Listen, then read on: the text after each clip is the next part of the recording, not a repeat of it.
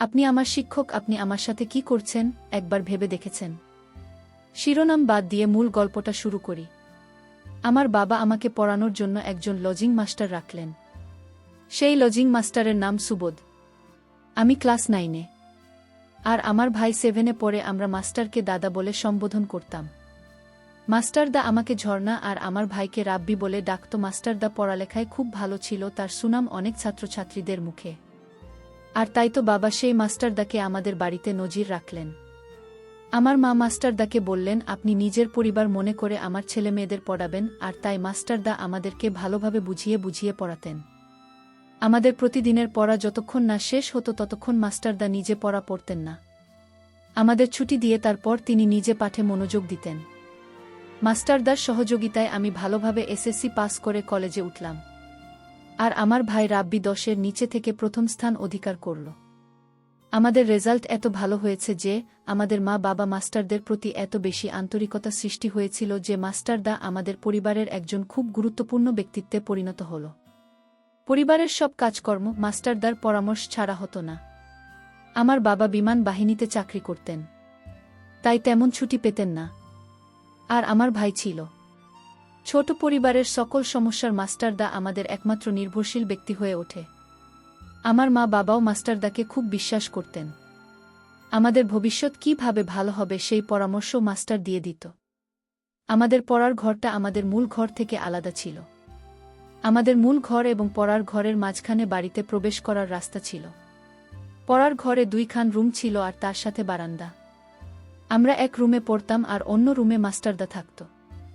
আমি আর মাস্টারদা মুখোমুখি বসতাম, আর আমার ভাই আমার ডান পাশে এবং মাস্টার বাম পাশে বসে পড়ত। কলেজের পড়া একটু কঠিন হয়। একদিন আমার পড়া কিছুতেই মুখস্থ হচ্ছিল না। মাস্টারদা আমাকে বকাবকি করছিলেন আর বলছিলেন সারা রাত বসে থাকবে যতক্ষণ না পড়া শেষ হয়। আমার ভাইয়ের পড়া যখন শেষ, কিন্তু আমার জন্য তাকে বসিয়ে রেখেছে। তখন আমার বাবা বাড়িতে ছিল। মাস্টারদার বকাবকি দেখে আমার ভাইকে বল, রাব্বি তুমি চলে এসো, তোমার দিদির লেখাপড়া এখনো শেষ হয়নি, তাই তোমার দিদি পড়ুক। বাবার কথা শুনে ভাইয়া মাস্টারদাকে বলল, তাহলে আমি আজকে যাই মাস্টারদা। মাস্টারদা তাকে ছুটি দিল। আমাকে আরও 3 ঘন্টা ধরে রেখে সম্পূর্ণ পড়া আদায় করে ছুটি দিল। আসলে মাস্টারদার অন্য উদ্দেশ্য আছে মনে হয়। যদি অন্য উদ্দেশ্য না থাকত তাহলে মাস্টারদা আমায় এত ভাল করে পড়ায় কেন? আর পড়া শেষ হয়ে গেলেও আমায় বসিয়ে রাখে। পড়ার সঠিকভাবে আদায় করলেও মাস্টারদা বলতে হয় নাই, আরও ভালো করে এখানে বসে পড়া শেখে তারপর ছুটি হবে। তোমার মাস্টারদার কথা মা বাবা অনেক বিশ্বাস করত। মাস্টারদা যা বলবে তাই হবে। মাস্টারদার কথা ছাড়া আমার মা বাবা কিছু করতেন না, এতটাই বিশ্বাস করতে। আর সেই বিশ্বাসের উপর আঘাত করল মাস্টারদা। যাই হোক, সকালে বাবা আর মাস্টার একসাথে ব্রেকফাস্ট করার সময় বাবা মাস্টারদাকে বললেন, শুভ, দেখো তুমি আমার ছেলের মতো, তুমি আমার ছেলের মতো কোনো প্রকার লজ্জা শরম করবে না। মেয়ের পড়া শেষ হয়নি বলে রাব্বিকে ধরে রাখবে না, তাহলে রাব্বির তাড়াতাড়ি শেখার আগ্রহটা নষ্ট হয়ে যাবে। ছোড়ার পর ভারী সেটা আমি বুঝি। যতক্ষণ সময় লাগে লাগুক, ওর পড়াশোনা শেষ না হওয়া পর্যন্ত ছুটি দেবেন না। প্রয়োজনে সারারাত লাগুক, তুমি তাই করবে, তোমার সংকোচ করার দরকার নেই। মাস্টারদা বল, হ্যাঁ কাকা বলে মিটিমিটি হাসছিল। বাবার ছুটি শেষে কাজে চলে গেলেন। একদিন আমি ইংরেজি বড় একটা রচনা পড়ছিলাম। একটি রচনা কিছুতেই মুখস্থ হচ্ছিল না। রাত 1-1টা নাগাদ আমার ভাইকে ছুটি দিয়ে দিলেন। আমি পড়তে লাগলাম। হঠাৎ মাস্টারদার একটি পা আমার পায়ে লেগে গেল। আমি ভাবলাম গুরুজনের পায়ে পা লাগিয়ে দিয়েছি, তাই তাড়াতাড়ি সরিয়ে নিলাম এবং প্রণাম করে নিলাম। মাস্টারদা উৎসাহ দিয়ে আমার মাথায় হাত দিয়ে দোয়া করলেন আর বললেন, লক্ষ্মী মেয়ের মতো কাজ করছে। তবে একটা কথা মনে রাখবে, যার সাথে ভুলভাবে খারাপ আচরণ করবে তার কাছে সাথে সাথে ক্ষমা চেয়ে নিবে, তাহলে দেখবে তুমি একদিন অনেক বড় হবে, তোমায় কেউ পিছনে ফেলতে পারবে না। আমি বললাম, হ্যাঁ দাদা ঠিক আছে। আমি মাস্টারদাকে দেখলাম আমার প্রতি এক অন্যরকম দৃষ্টিতে তাকিয়ে আছে। মাস্টারদা আমার দিকে এমনভাবে তাকিয়ে আছে আমি পড়তে পারছি না। আমার কণ্ঠরোধ হয়ে আসছে, গলাটা ভাঙা ভাঙা হয়ে গেছে। পরের দিকে একটু মনোযোগ দিতে পারছিলাম না। তারপরও সহ্য করে বসেছিলাম। আমি মাস্টারদাকে প্রশ্ন করলাম, আপনি এভাবে তাকিয়ে কি দেখছেন? আমি তোমার মাঝে এমন কিছু দেখেছি যা শুধু দেখা যায়, বলা যায় না। মাস্টারদার কথা আমি কিছুই বুঝিনি। আমি অবাক হয়ে গেলাম। আমি মাস্টারদাকে বললাম আজ আমি পড়ব না, আমি চলে যাই। মাস্টারদার তাকানো আমার কাছে কেমন যেন অদ্ভুত লাগছে। সেদিনের মতো মাস্টারদা পড়া শেষ করল। সেদিন আমার পড়া শেষ না হলেও আমাদের দুজনকে একসাথে ছুটি দিয়ে দিল। মাস্টারের নজরটা আমার কাছে কেমন জানি মনে হলো। পরের দিন ছিল সাপ্তাহিক ছুটির দিন। সকালে যথারীতি আমরা দুই ভাইবোন পড়তে বসলাম। আমার কেমন যেন লজ্জা লজ্জা লাগছিল, মাঝে মাঝে মুচকি হাসি আসছিল। আমার ভাই একবার বলে ফেল, দিদি হাসছিস কেন? আমি তাকে ধমক দিলাম, সাথে সাথে মাস্টার তাও একটু থামতে রাব্বির কথা বন্ধ করে দিল। আমি হাঁপিয়ে বাঁচলাম। এর মধ্যে আমার কলমের কালি শেষ, আর কলম ছিল না। তাই মাস্টারদা রাব্বিকে কিছু টাকা দিয়ে আদেশ করে বললেন, রাব্বি যত দোকানে একটা কলম নিয়ে এসো। দোকানে যাওয়ার আদেশ পেয়ে খুশিতে নাচতে নাচতে রাব্বি চলে গেল। রাব্বি চলে যেতেই মাস্টারদার আবির পেন্সিলটা আমাকে দিয়ে অনেক বোঝানোর বাহানা নিয়ে আমার পাশে এসে বসল। আমি অঙ্ক করছিলাম, কিন্তু আমার মন ছিল মাস্টারদার উপর। রাব্বি চলে যাওয়ার পর মাস্টারদা আমার সাথে এক অদ্ভুত আচরণ করার চেষ্টা করল। আমি বললাম, মাস্টারদা আপনি আমার শিক্ষক, বাবার সমতুল্য, আপনি এমন করবেন না। এমন সময় রাব্বি ঘরে এসে হাজির। সেদিন থেকে আমি যেন আরও বেশি মাস্টারদাকে নিয়ে নানান চিন্তায় পড়ে গেলাম। আসলে মাস্টারদার ইদানিং কি হলো আমি কিছুই বুঝতে পারছি না। মাস্টারদা তা এরকম ছিল না। একদিন দুপুরে সবাই দিবানিদ্রায় মগ্ন, আমি ঘুমাতে যেতে অনেকক্ষণ ধরে চেষ্টা করে ব্যর্থ হলাম। মাস্টারদার কথা মনে পড়ল। আমি ভাবলাম গিয়ে দেখি মাস্টারদা কি করে। উকি দিয়ে দেখলাম কি করছে।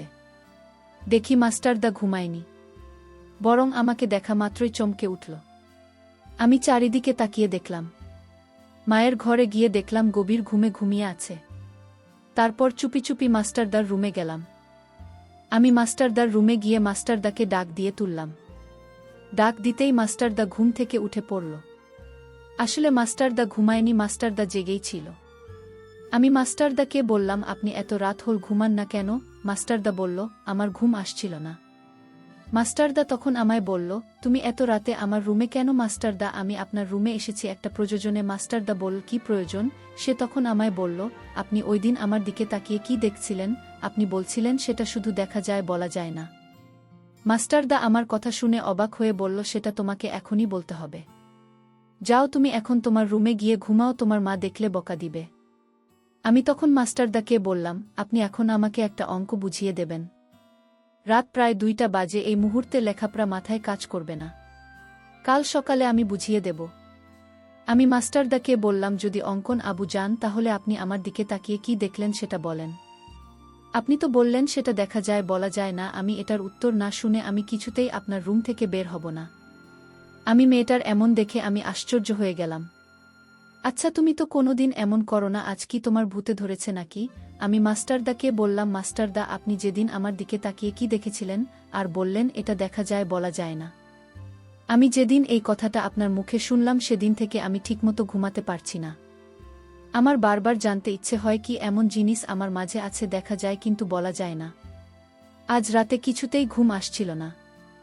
এই কথা ভাবতে ভাবতে আর তাই আমার ঘুম আসছিল না। আমি আমার ছাত্রীকে বললাম, শোন, আজ না কাল আমি সত্যি বলব। এখন রাত অনেক হয়েছে, প্রায় ফজলের আইন পড়বে, তুমি যাও গিয়ে ঘুমাও। ঝর্ণা তার রুমে গিয়ে ঘুমিয়ে গেল।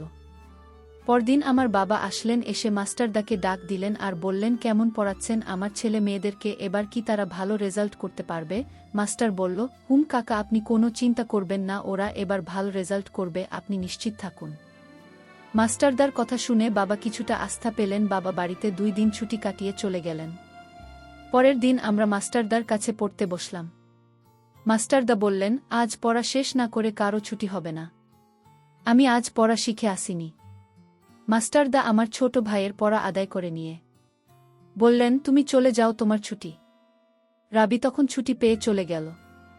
ঝর্ণা বলল, আমি তো স্যার আজ পড়া শিখিনি।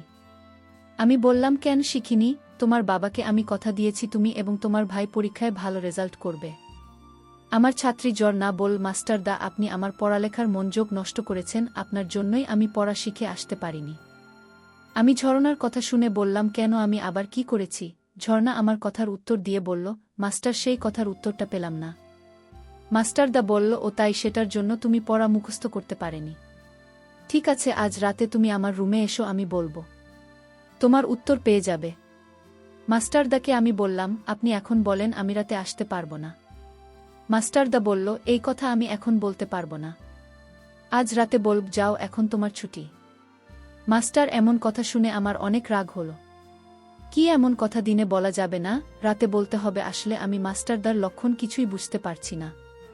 আমি ভাবলাম আজ রাতে আমি তার কাছ থেকে কথা জানব। তারপর রাত হলো, আমি চুপি চুপি মায়ের রুমে গেলাম, মা ঘুমাচ্ছে। তারপর মাস্টারদার রুমে গেলাম, মাস্টারদার রুমে গিয়ে দেখলাম মাস্টারদা রুমে নেই। এটা রাতে মাস্টারদা কই গেল? আমি মাস্টারদা রুমটা ভালো করে খুঁজে দেখলাম মাস্টারদা রুমে নেই। কোথায় গেল এত রাতে? তারপর আমি মাস্টারদা রুম থেকে বের হয়ে গেলাম, বাথরুমের দিকে গেলাম, সেখানেও খুঁজে পেলাম না। আমি মাস্টারদাকে ডাক দিলাম, শুভ দাদা, আপনি কোথায় গেলেন? আমি খুঁজে না পেয়ে মায়ের রুমে গেলাম। মাকে ডাক দিয়ে বললাম, মা, মাস্টারদা কোথায় গেল? মা বলল, কি বলিস? মাস্টারদা তো কোথাও যাওয়ার কথা না। বাহিরে গেট লক করা। হঠাৎ মনে পড়ল ছোট ভাই রাব্বি রুমটা চেক করার বাকি। তারপর রাব্বি রুমে গেলাম। তারপর রাব্বির রুমে গিয়ে দেখলাম মাস্টারদা রাব্বির ঘরে লাশ হয়ে পড়ে আছেন। আমি তা দেখে চমকে উঠলাম। আমি মাকে বললাম, কি হলো এটা? আমি তো কিছুই বুঝলাম না। মাস্টারদা শরীরে কোনো আঘাত নেই। তাহলে মন্দ কি করে? আমার ছোট্ট ভাইটা বিছানা থেকে উঠে বলল, আমি সব জানি। মাস্টারদা কিভাবে মারা গেছে? রাব্বিকে জিজ্ঞেস করলাম, কিভাবে মারা গেছে বল। রাব্বি তখন যা বলেছিল তা শুনে আমার আত্মা কেঁপে উঠল। রাব্বি বলল, মাস্টারদা মরার আগে আমার রুমে এসে আমায় ডাক দিয়ে বলল আমি দরজাটা খুলতে। আমি দরজাটা খুলে দিতেই মাস্টারদা আমার রুমে আসলো। তারপর আমায় বলল, আজ আমার মেয়ের আত্মা কিছুতেই আমাকে ছাড়বে না, আমাকে আজ মেরে ফেলবে। মাস্টারদাকে আমি বললাম, কই আপনার মেয়ে? মাস্টারদা বলল, আমি দেখতে পাচ্ছি, তুই দেখতে পারবি না। তুই তোর আপুকে বলিস। আমি তোর আপুর দিকে তাকিয়ে থাকতাম, কারণ তোর আপুর চেহারায় আমার মেয়ের আত্মাকে দেখতে পেতাম। আমার মেয়ে আমাকে ইশারায় বলতো, এটা কাউকে বলা যাবে না, তুমি আমায় দেখতে পারবে কিন্তু কাউকে বলা যাবে না। আমি যখন ঝর্ণার দিকে তাকিয়ে থাকতাম তখন ঝর্ণার চেহারায় আমার মেয়ের আত্মার ছবি দেখতে পেতাম। আর আমি যখন সিদ্ধান্ত নিলাম আজ ঝর্ণাকে বলে দেব, আমি তার দিকে তাকিয়ে কি দেখতাম, কিন্তু আমার মেয়ে বারণ ছিল এই কথাটা বলার জন্য। আমি আমার মেয়েরা তোকে বলেছিলাম আমি ঝর্ণাকে মিথ্যা কিছু বলতে পারবো না। এই কথার জন্য আমার মেয়ের আত্মা আজ আমাকে মারতে আসলো। আজ আমার জানতেও কেড়ে নেবে। আমি রবিকে বললাম, এটা তুই কি করে জানলি? রাব্বি বল, মাস্টার দাঁড়াতে ভয় পেয়ে আমার রুমে চলে আসছিল আর আমার হাতে একটা চিঠি দিয়ে বলল, এটা তোর আপুকে পড়িস 19। আর আমি চিঠিতে পড়ে তা জানতে পারলাম। মৃত্যুর আগে আমার সাথে সব বলে গেছেন আপু। আমি এখন বুঝতে পারলাম মাস্টারদা কেন আমার দিকে তাকিয়ে থাকত। আজকের গল্পটা এখানেই শেষ করলাম। প্রিয় বন্ধুরা, গল্পটি ভালো লাগলে অবশ্যই কমেন্ট করে জানাবেন। আর নিয়মিত এমন আলাদা স্বাদের গল্প শুনতে ভিডিওটিতে লাইক এবং চ্যানেলটিকে সাবস্ক্রাইব করে সাথেই থাকুন। আর হ্যাঁ, নোটিফিকেশন বেলটি অল করে রাখবেন, যাতে পরবর্তী গল্প সবার প্রথমে আপনাদের কাছে পৌঁছে যায়। ধন্যবাদ বন্ধুরা, ধন্যবাদ সবাইকে।